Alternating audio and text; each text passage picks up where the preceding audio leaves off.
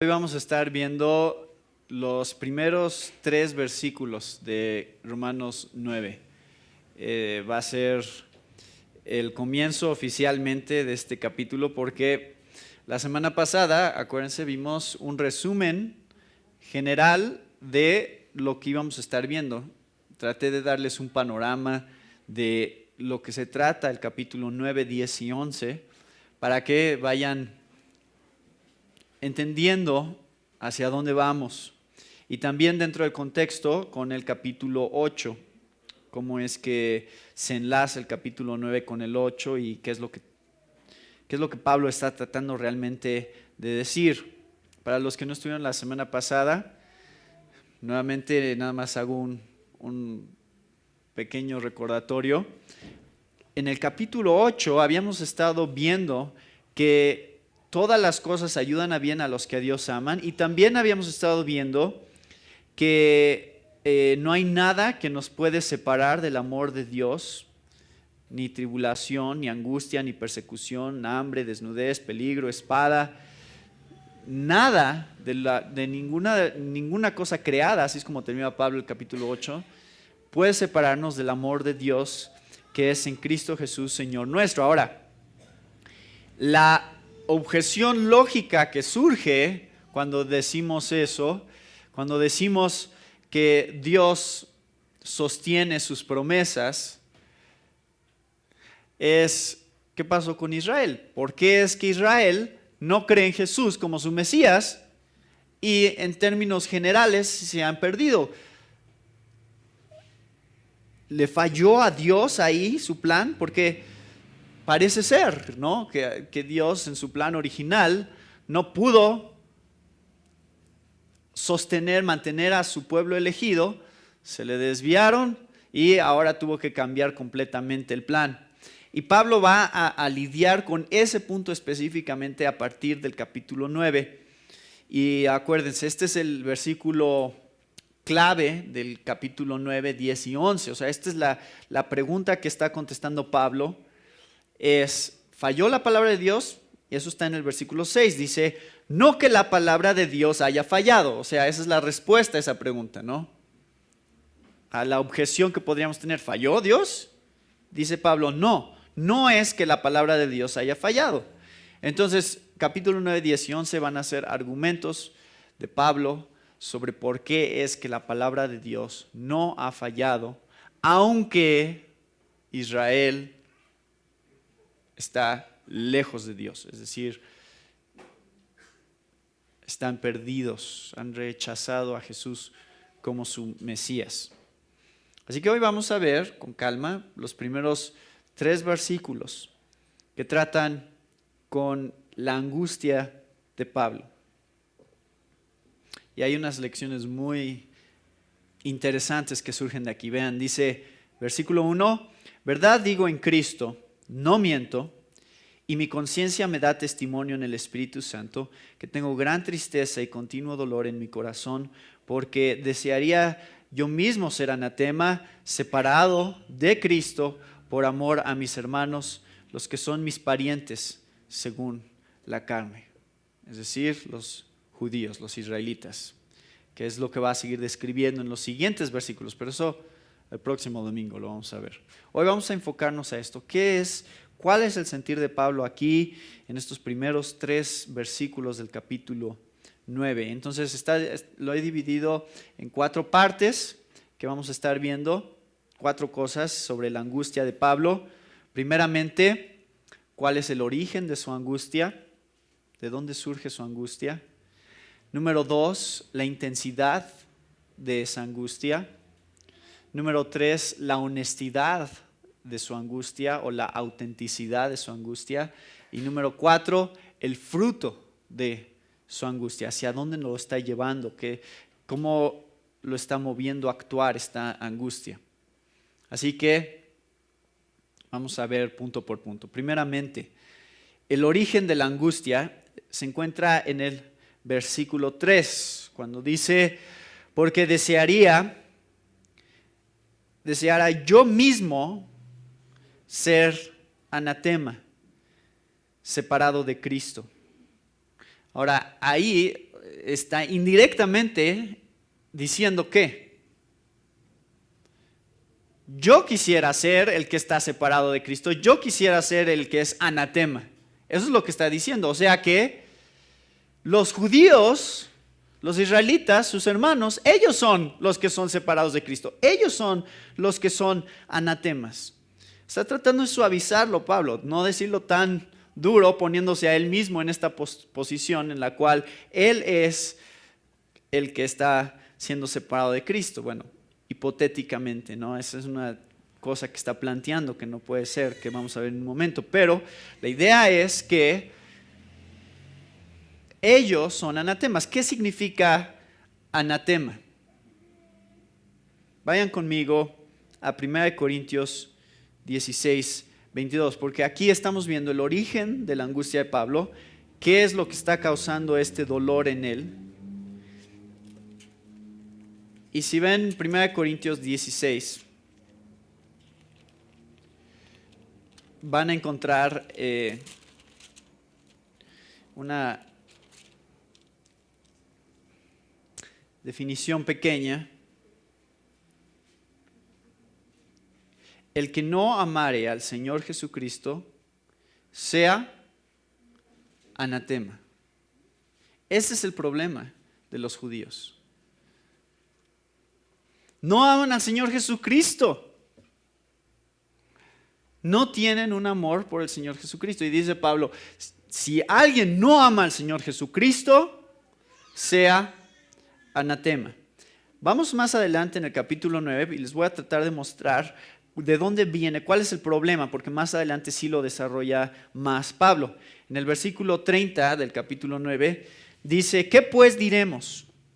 Que los gentiles que no iban tras la justicia han alcanzado la justicia, es decir, la justicia que es por fe. Mas Israel, que iba tras una ley de justicia, no la alcanzó. ¿Por qué? Porque iban tras ella no por fe, sino como por obras de la ley, pues tropezaron en la piedra de tropiezo. Como está escrito, he aquí pongo en Sión piedra de tropiezo y roca de caída, y el que creyere en él no será avergonzado. Entonces aquí está el problema, ¿lo ven? Ellos estaban tratando de seguir una justicia, pero no una justicia que iba de acuerdo con la justicia de Dios, sino una justicia que iba de acuerdo con la suya propia, por lo cual tropezaron sobre la piedra de tropiezo. Y en el capítulo 10, versículos 2 y 4, sigue explicando esto Pablo. Dice, porque yo les doy testimonio de que tienen celo de Dios, pero no conforme a ciencia. Ahora, esto es muy importante porque vivimos en una cultura incluyente y una cultura que pretende que las intenciones es lo que cuentan, ¿no? Y entonces, cuando hablamos con la gente, dicen, bueno, mientras amen a Dios y mientras quieran servir a Dios y mientras estén buscando hacer la voluntad de Dios, está bien. No es cierto. No es cierto. Dice Pablo, yo soy testigo de que tienen celo de Dios. O sea, ellos sí quieren servir a Dios. Pero no conforme a ciencia o conocimiento, porque ignorando la justicia de Dios y procurando establecer la suya propia, no se ha sujetado a la justicia de Dios, porque el fin de la ley es Cristo para justicia a todo aquel que cree. ¿Lo ven? O sea, el punto es que sirvas a Dios y ames a Dios como Dios quiere que lo sirvas y lo ames. No como tú quieres servirlo y amarlo. No es abierto a decisión propia. A ver cómo te parece mejor seguir a tu Dios, ¿no? No. Dios ha establecido cómo es que su justicia va a funcionar. Y la manera en que su justicia va a funcionar es cuando toda la ley, todo lo que hagas esté apuntando hacia Cristo. El fin de la ley es Cristo. para justicia de todo aquel que cree. Si al final de la ley llegas a Cristo, entonces la ley cumplió su propósito. Si no, no sirvió de nada. Ahí está el problema, esencialmente, que tienen los judíos con respecto a la ley y la salvación. Vean lo que dice en Gálatas 3:13, que es un pasaje que explica básicamente de qué es lo que se están perdiendo, qué es lo que no han alcanzado a entender como judíos con respecto al papel que vino a hacer Jesús al encarnarse. En el versículo 13 del capítulo 3 dice: Cristo nos redimió de la maldición de la ley, hecho por nosotros maldición, porque está escrito: maldito todo el que es colgado de un madero, para que en Cristo Jesús la bendición de Abraham alcanzase a los gentiles, a fin de que por la fe recibiésemos la promesa del Espíritu. Es decir, tenían que haber estado viendo a Cristo como aquel que podía justificarlos delante de Dios siendo perfecto, y no a través de sus propias obras y del seguir la ley y de ser buenas personas. Nadie es salvo por ser una buena persona y seguir la ley. Nadie. Solo las personas que ponen su mira y su vista en Cristo Jesús como aquel que carga el precio de sus pecados pueden ser salvos. Solamente. No hay otra manera. Entonces, aquí vemos el origen de la angustia del Pablo. Esto es lo que está causando esta angustia dentro de él. Ver que sus compatriotas israelitas se están perdiendo. No ven de qué se trataba la ley. No ven a Cristo como su Salvador y por lo tanto son anatemas, es decir, están en camino al infierno. Ahora vamos a ver la intensidad de la angustia de Pablo. Y esto lo encontramos en los versículos 2 y 3, donde Pablo dice: tengo gran tristeza y continuo dolor en mi corazón.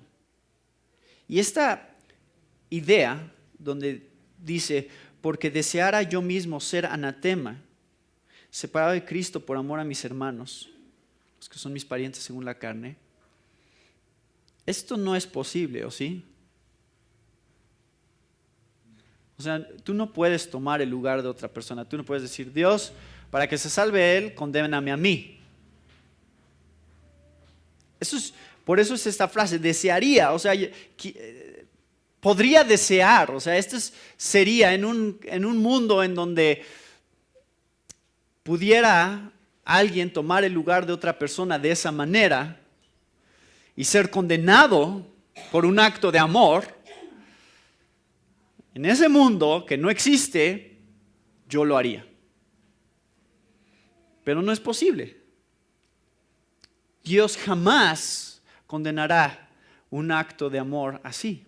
Y esa es la razón por la que no es posible, ¿verdad? Yo no puedo amar a alguien, dar mi vida por ellos, ponerme en su lugar y que Dios condene eso. Que diga: entonces sí te condeno a ti, ¿no? Dios no ha hecho un mundo en el cual funcione de esa manera, y por eso Pablo se da cuenta, esto es una situación imposible, pero a través de plantear esto, quiero mostrar qué tan intensa es mi tristeza. Y esto es una de las lecciones más grandes que podemos aprender de este pasaje, hermanos. Porque la pregunta que surge de aquí es: ¿qué tan tristes estamos nosotros por aquellos que no conocen a Cristo? O sea, ¿qué tanto angustia a nuestra alma y nuestro ser el saber que hay gente que se está perdiendo todos los días, que no conoce a Cristo, y muchos de ellos que conocemos personalmente, familiares, amigos, vecinos, compañeros de trabajo? ¿Cómo te sientes? O sea, ¿ya te has acostumbrado a la idea? Bueno, se van a ir al infierno. Pues, total, no quisieron aceptar. O realmente nos invade un sentir de profunda tristeza al grado que Pablo dice, donde dice, si yo pudiera tomar su lugar, si yo pudiera intercambiar el lugar con ellos, donde yo soy el que rechaza a Cristo y ellos lo aceptan, lo haría. ¿Se dan cuenta qué tan triste realmente está Pablo por la condición de sus hermanos? Y bueno, estoy hablando de familiares, amigos, pero Jesús nos llamó a amar a nuestros enemigos. Es decir, deberíamos de sentir tristeza aún por aquellos que no son nuestros familiares o aún por aquellos que no consideramos tan cercanos a nosotros y que decimos, ay, es una persona mala, es una persona terca, es una persona dura. Qué bueno que se pierda. ¿Así pensamos? O decimos, si Jesús oró en la cruz y dijo, Padre, perdónalos, porque no saben lo que hacen. Ahí está poniendo este ejemplo. ¿Cómo puedes tener tristeza por la perdición de tus enemigos, de aquellos que te están crucificando en una cruz? A ti y a mí no nos han crucificado en una cruz. Y Jesús oró por aquellos que lo estaban crucificando y sentía verdadera angustia, verdadera tristeza por sus almas. Y ese es el tipo de lucha que tiene Pablo aquí, donde siente este dolor y siente esta tristeza genuina, que es lo que vamos a ver en un momento. Pero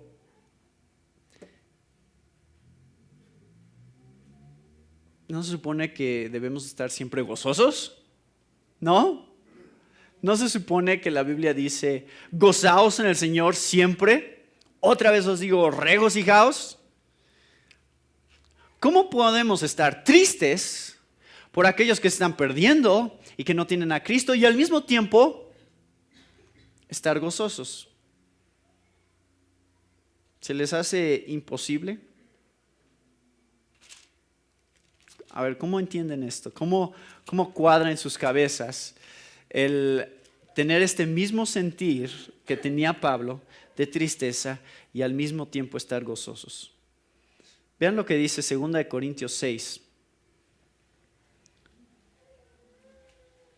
versículo 10, porque creo que aquí es donde está esta idea clara, en donde estas dos cosas sí coexisten en la vida del cristiano, existen las dos muchas veces simultáneamente. Dice el versículo 10, como entristecidos, más, ¿qué? Siempre gozosos. O sea, aquí está, es esta idea, sí podemos estar entristecidos, angustiados, tristes en nuestro corazón por aquellas almas que no conocen a Cristo y que se están perdiendo, y al mismo tiempo estar gozosos porque sabemos que Dios sigue en control de las cosas, Dios sigue haciendo su voluntad y sigue desarrollando su plan, y agradecidos con Dios por lo que Él está haciendo en nuestras vidas y va a seguir haciendo. ¿Entienden? O sea, sí existe esta manera de llevar una vida en la cual estas emociones se ven encontradas y coexisten en nuestro corazón. Y eso debería de ser la característica de nuestra iglesia, ¿no? ¿Es una iglesia gozosa? Sí, somos una iglesia gozosa. ¿Es una iglesia triste? Sí, es una iglesia triste. ¿Por qué? Porque hay gente que no conoce a Cristo y eso nos hace tristes. Ahora, vimos hace unas semanas, si se acuerdan, algo sobre el estado eterno. Porque surge esta pregunta, decimos, bueno, entonces, ¿en la eternidad cómo va a ser?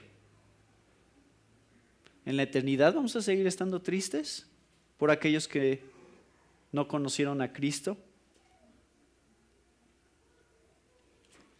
nada más como un recordatorio y como una respuesta a esa pregunta, vean lo que dice Apocalipsis 21, versículo 4. Dice: enjugará Dios toda lágrima de los ojos de ellos, y ya no habrá muerte, ni habrá más llanto, ni clamor, ni dolor, porque las primeras cosas pasaron. Es decir, en la eternidad va a haber alguna manera a través de la cual Dios absorberá la tristeza que pudiera existir por aquellos que se han perdido, y no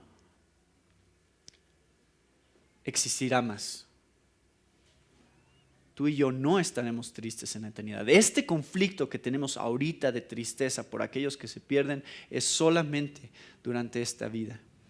Y Pablo la tuvo de una manera muy real y muy intensa durante su vida.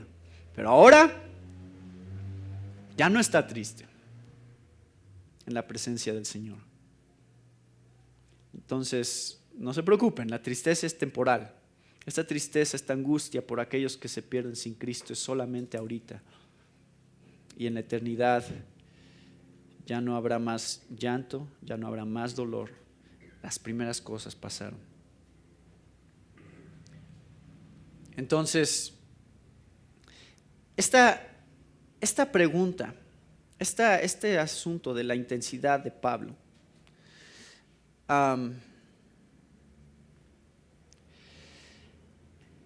quiero que vean si es que acaba de decir en los versículos 38 y 39, por lo cual estoy seguro de que ni la muerte, ni la vida, ni ángeles, ni principados, ni potestades, ni lo presente, ni lo porvenir, ni lo alto, ni lo profundo, ni ninguna otra cosa creada nos podrá separar del amor de Dios que es en Cristo Jesús, Señor nuestro.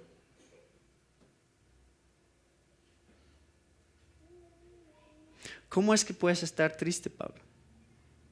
¿No? ¿Cómo es que puedes realmente sentirte así? Y esa es la razón por la que empieza diciendo: verdad digo en Cristo, no miento, y mi conciencia me da testimonio en el Espíritu Santo. ¿Se dan cuenta cómo empieza? Esto nos muestra la honestidad de Pablo con respecto a su angustia. Él estaba siendo muy honesto y Pablo sabía que no había manera de comprobar cómo se estaba sintiendo realmente, ¿no? Cualquiera de nosotros podemos fingir tristeza. Las lágrimas pueden ser solo un acto, ¿no?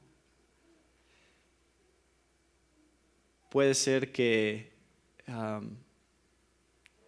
lo diga de una manera en la cual ustedes digan: no, sí, está muy triste. Pero la prueba final, la más grande de todas es: Dios es mi testigo, Dios conoce mi corazón, y eso es lo único que a lo cual puedo apelar para que me crean. Ahora, ¿no les incomoda un poquito que Pablo sienta, o parezca que no le creen los romanos? O sea, que sienta que no le creen esta parte. Que Pablo tenga que apelar al testimonio de Cristo, a su conciencia, al Espíritu Santo, para decir: de veras, no les estoy mintiendo. ¿Qué romanos, iglesia de Roma, no le creen a Pablo cuando dice que está triste porque los judíos están perdidos? No le creían. No le creían.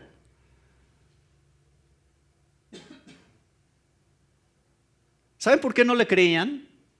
Porque Pablo ha venido diciendo un montón de cosas que suenan como si fuera antisemítico. ¿Sí así se dice? Antisemítico, antijudío. Suena como que Pablo no quiere a los judíos. ¿Se acuerdan lo que ha venido diciendo? Vean lo que dice en el capítulo 2, versículo 24.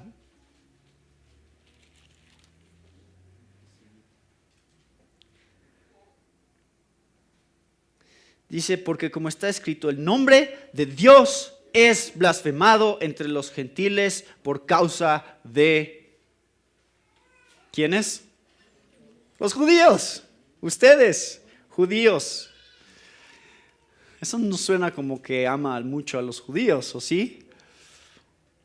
Después, en el capítulo 3, en el versículo 9, dice, ¿qué pues? ¿Somos nosotros mejores que ellos? En ninguna manera, pues ya hemos acusado a judíos y a gentiles que todos están bajo pecado.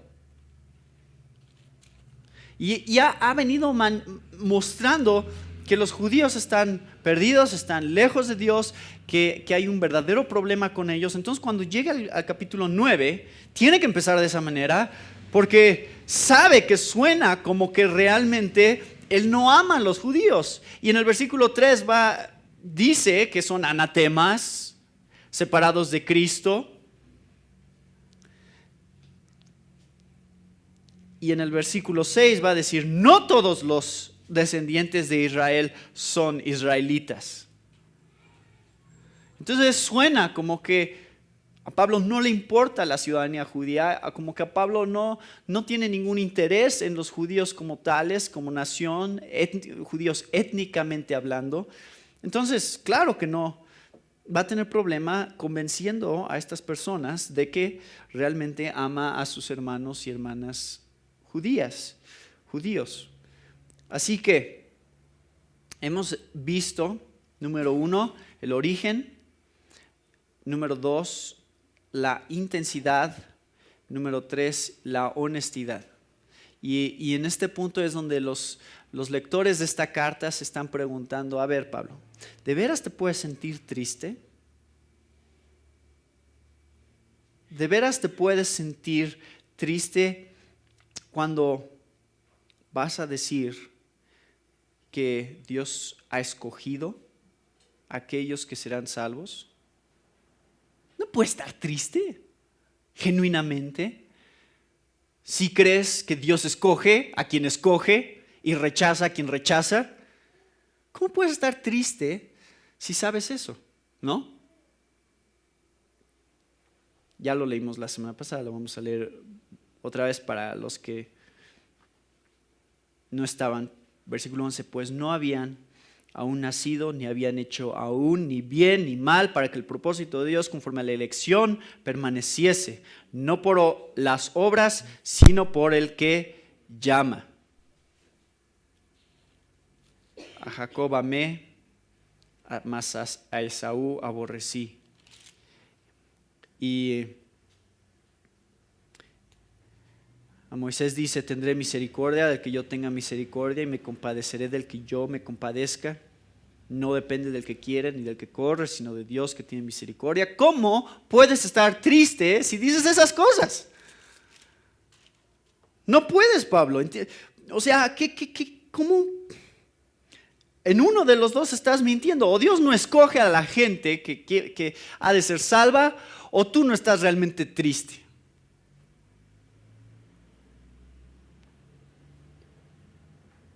Porque es decisión de Dios, ¿no? Entonces, ¿qué te da tanta tristeza? Sí puedes estar triste. Y este es el mandamiento y el ejemplo que tenemos en Pablo, es estar tristes por aquellos que se pierden, así como Jesús estaba triste por aquellos que se perdían, sabiendo que se iban a perder y que aún así el plan de Dios se iba a cumplir. Puedes saber y confiar y depender en Dios y en su soberanía y en su elección divina, y al mismo tiempo estar genuinamente triste por aquellos que se pierden. Y eso es lo que Pablo entiende que es este conflicto en la mente de sus lectores, y por lo cual Pablo tiene que enfatizar: de veras, les estoy diciendo la verdad, Dios sabe, realmente sí estoy triste, realmente sí me angustia, realmente sí me causa dolor ver que mis hermanos y hermanas judíos se están perdiendo sin Cristo. Por último, tenemos el fruto de la angustia de Pablo. Y para ver esto tenemos que, ¿hacia dónde lo va a llevar? esta angustia, tenemos que irnos al capítulo 10, en donde dice: hermanos, ciertamente el anhelo de mi corazón y mi oración a Dios por Israel es que para salvación. ¿Cuál es el fruto de esta angustia? ¿Qué es lo que causa en Pablo estar triste? Orar por ellos. Decir: Señor, sálvalos, por favor. Concédeles la salvación. Por favor, Señor. Ten misericordia de ellos. Yo sé que te han rechazado. Yo sé que no te ven como su único y suficiente Salvador. Yo sé que están confiando en sus propias obras para llegar al cielo. Pero, por favor, Señor, sálvalos. Ese es mi verdadero sentir y mi verdadero anhelo. Y esos, hermanos, es exactamente, creo, la enseñanza que viene de los primeros 3 versículos del capítulo 9. ¿Cómo es que nos sentimos con respecto a aquellos que no tienen a Cristo? Y esto es muy importante porque lo estoy diciendo a la luz de lo que he venido diciendo, especialmente el último domingo, con respecto a la elección de Dios. Eso es un tema que va a surgir muy claro en el capítulo 9. Y entonces vamos a estar hablando de cómo Dios escoge, cómo Dios ha determinado quiénes han de ser salvos y cómo Dios sabe por qué y para qué lo hace. Pero para que, es una manera increíble de comenzar el capítulo, para que estemos protegidos contra pensar que, pues como Dios ya escogió y como Dios ya sabe quién va a ser salvos, pues para qué predicamos, ¿no? O para qué nos preocupamos por la salvación de la gente. Dios los va a salvar, ¿no? A ver cómo le hace, pero pues Él lo puede solucionar el problema. No me necesita a mí.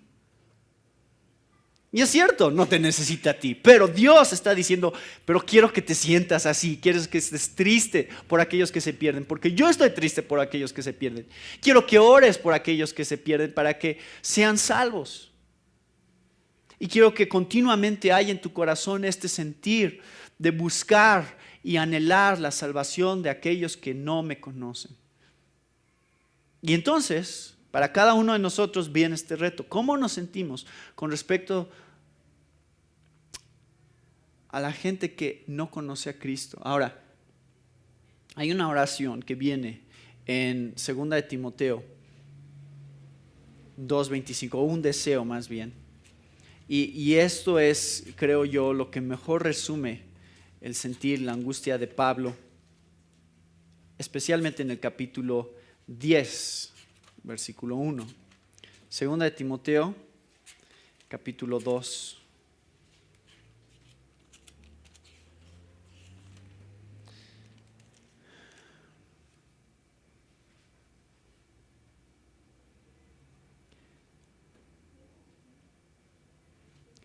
Que con mansedumbre corrija a los que se oponen. Esto hablando del siervo del Señor.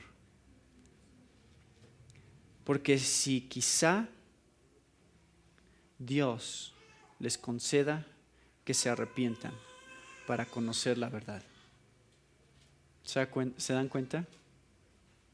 Ese debe ser nuestro deseo, nuestro anhelo en todo lo que hacemos con aquellos que no conocen a Cristo. A lo mejor Dios les concederá arrepentirse. A lo mejor Dios les dará esta bendición de conocerlo a Él, de abrir los ojos de su corazón para contemplar la cruz como algo glorioso en sus vidas, que puedan recibir la bendición de ser perdonados y justificados a través del sacrificio y la sangre de Cristo.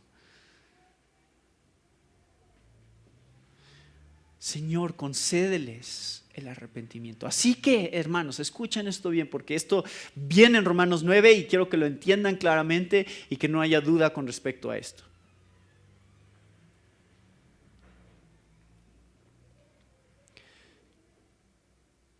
No debemos de pensar, como Dios es soberano y escoge a aquellos que serán salvos, no necesitamos orar.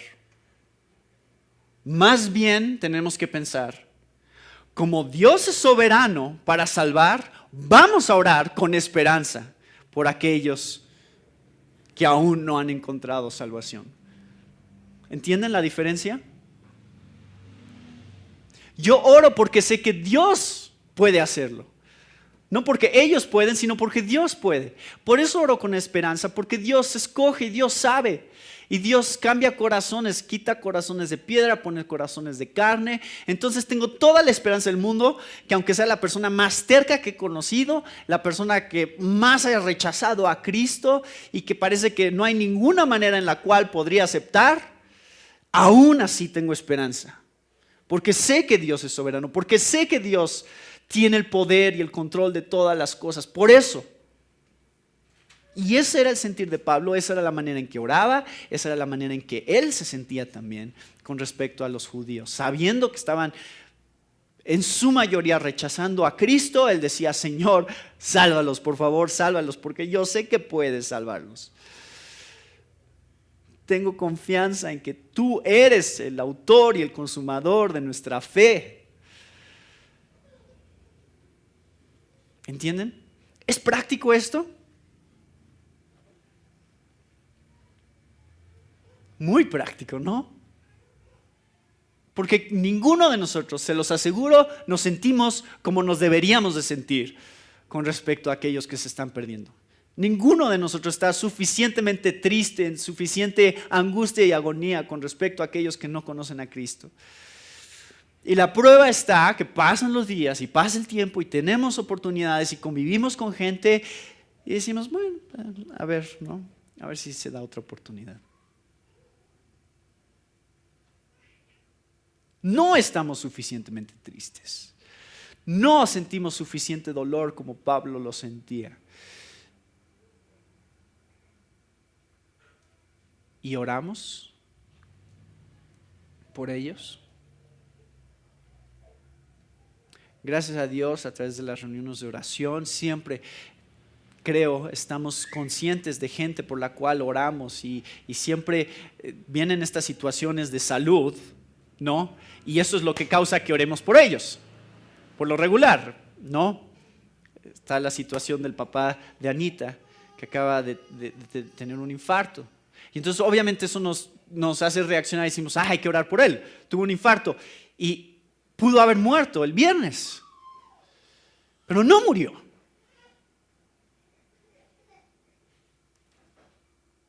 Gracias a Dios porque sigue vivo. O gracias a Dios porque va a tener otra oportunidad. ¿Entienden la diferencia de ese sentir? Y por eso es que cada vez que oramos por la salud de alguien, no nos enfocamos nada más a orar: ay, Señor, sánalo, sí, que se ponga mejor, ¿no? No, sánalo, Señor, porque queremos que tenga más tiempo para conocerte. Queremos que tenga la oportunidad de entregar su vida a ti, y el día que muera, sabemos que está en tus manos. Esa es la razón por la que oramos por estas personas. Y entonces cuando en la reunión estamos compartiendo con respecto a las personas que están en diferentes circunstancias difíciles, a veces sin dinero, a veces sin trabajo, a veces sin salud, pero eso no importa, hermanos, eso es lo de menos. Lo que queremos es que el Señor toque sus corazones y entonces a veces estamos más preocupados también por orar por las situaciones que nosotros estamos enfrentando. Pensamos que nosotros somos los que tenemos los problemas por los cuales tenemos que estar orando. Y yo les aseguro, hermanos, que Pablo pasaba más tiempo orando por otros que por él mismo. No era su prioridad decir: ay, Señor, pues yo estoy triste, yo tengo necesidades, yo estoy pasando por esta situación. Él decía: Señor, son ellos los que no te conocen, ellos son los que ocupan el mayor tiempo de mis oraciones, la mayor angustia de mi corazón, la mayor tristeza de mi alma, son aquellos que no te conocen a ti. Y es difícil, hermanos, que al leer estos versículos, todos nosotros en diferentes grados, no nos sintamos redarguidos por lo que no hacemos. No es lo que hacemos que está mal, es lo que no hacemos lo que está mal normalmente. ¿Entienden? Y eso es a lo que Pablo quiere llegar aquí. Próximo domingo vamos a seguir meditando sobre las bendiciones que ha recibido Israel como nación y lo que esas bendiciones y esas promesas significan. Padre, ayúdanos a buscar tu voluntad y buscar